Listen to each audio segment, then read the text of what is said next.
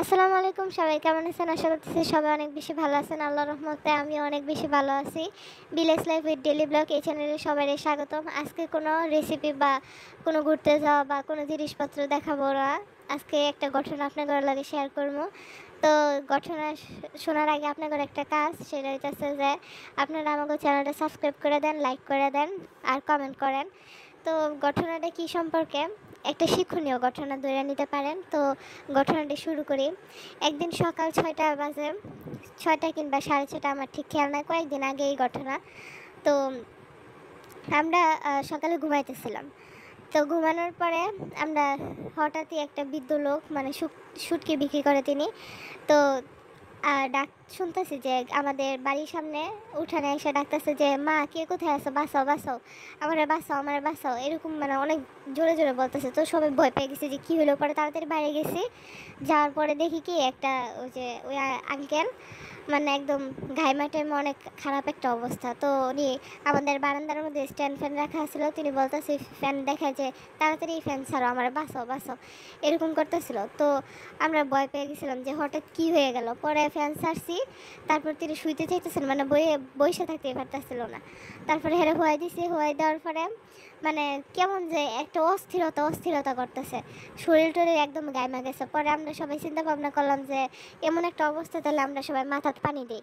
পরে আমরা কয়েকজনে মিলে হ্যাঁ মাথাত পানি দিয়েছি। মাথাত পানি দেওয়ার পরেও মানে তার যে অস্থিরতা মানে কোনোভাবে সারতেছে না। ধরতে গেলে এটা একটা ছোটোখাটো একটা স্ট্রোকের মতো হয়ে গেছে।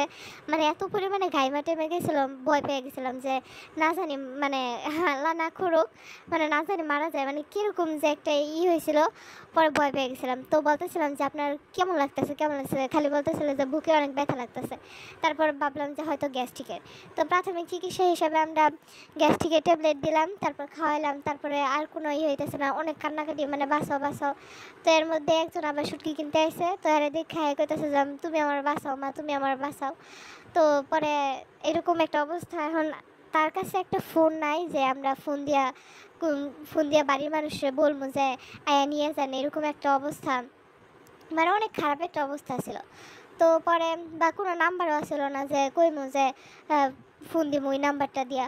পরে যেই মহিলাটা আইছিল, ওই মহিলার স্বামী, ওনার আবার ওনারে চিনতো, মানে ওদের বাসা আমাদের বাড়ির 2-1 গ্রাম সাইডা। তো আমরা কইতেছিলাম যে তাড়াতাড়ি যান। পরে ওই গেছে হাইটে হাইটা। পরে যাওয়ার পরে মানে এর মাঝখানে অনেক খারাপ অবস্থা, আমরা গাড়িটারে একদম কল দিয়ে রাখছিলাম যে তাড়াতাড়ি গাড়ি আসুক, আমরা হসপিটালে নিয়ে যাই। কিন্তু তাও তো পরিবারের একজনের অনুমতি ছাড়া তো কিছু করা যায় না। তো বাড়িতে গেছে, বাড়িতে যাওয়ার পরে দেখলো যে বাড়িতে কেউ নেই, আর ছেলের বউ আছে আর একটা ছেলের বউয়ের মানে ছেলের বাচ্চা আছে। তো ওরা দুইজনে তাড়াহুড়ো করে আসলো, এরকম একটা অবস্থা। সকালে ভালো মানুষ খাওয়া দাওয়া করে বেরোইছে। পরে আওয়ার পরে আমরা আগে থেকে গাড়ি ঠিক করে রাখছি, যে কারণ কখন কী হয়ে যায় ভাবছিলাম আমরাই নিয়ে যাইমু, কারণ এমন একটা মারাত্মক একটা সিরিয়াস একটা অবস্থার মধ্যে আসছিল, কেউ মানে কোনো কিছু ঠিক আছিল না, তাড়াতাড়ি মানে যা করার। পরে আসার পরে তার কয়েকজন বাড়ির লোকেরা কল দিচ্ছে যে তাড়াতাড়ি আসতে।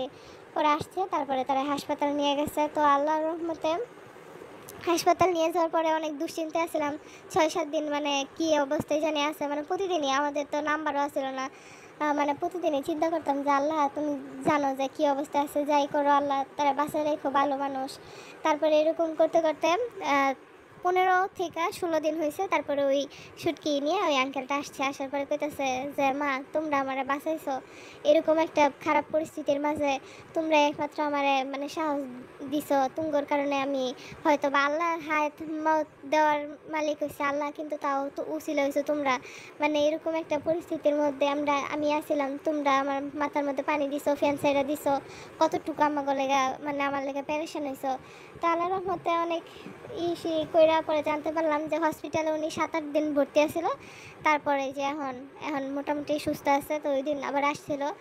তো এই ঘটনা থেকে আশা করি আপনারা বুঝতে পারছেন আমি কি বলতে চাইতেছি। এই ঘটনা থেকে একটা শিক্ষণীয় বিষয় এটাই যে বাচ্চা বা বয়স্ক যারা আছে, মানে যাদের কাছে ফোন নাই, অবশ্যই তাদের নাম্বারটা মুখস্থ রাখার চেষ্টা করবেন, মানে মুখস্থ করাই রাখবেন। কারণ আবার মুখস্থ করার ক্ষেত্রে কি হয়, যদিও কোনো আল্লাহ না করুক কেউ যদি কখনো এরকম হয়ে যায় যে মুখস্থ রাখলেও যে নাম্বার বলার আগেই কিছু হয়ে যায়। তাই জন্য হয় মুখস্থ আর একটা খাতার কাগজে নাম্বার লেখা সবসময় সাথে রাখলে তাহলে আর এরকম হয় না। যে যদি ওনার সাথে নাম্বারটা থাকতো তাহলে কিন্তু আজকে মানে এত বেশি খারাপ অবস্থা হওয়ার আগে আমরা হসপিটালে নিয়ে যেতে পারতাম তার ফ্যামিলির জানায়া। তো এর মাঝখানে আশা করি বুঝতে পারতেছেন যে আমি কি করতে চাইতেছি। সবাই নাম্বার কাছে রাখবেন, মানে ছোটো বড় যারা আছেন বৃদ্ধদের অবশ্যই নাম্বার দিয়ে দেবেন যারা ফোন চালায় না। আর ছোটো বাচ্চারাও তো সাধারণত ফোন চালায় না, তাদের সবসময় নাম্বার মুখস্থ করে রাখবেন বা নাম্বার দিয়ে রাখবেন। এর কারণে যদিও মানে কোনো বিপদ আপদ হয় সাধারণত যে সে কল দিয়ে কইতে পারে। তো ভিডিওটা থেকে আমি আশা করি আপনারা এইটুকু শিক্ষা গ্রহণ করতে পারছেন যে নাম্বারটা সবসময় দিয়ে রাখা উচিত। সবাই নাম্বার দিয়ে রাখবেন।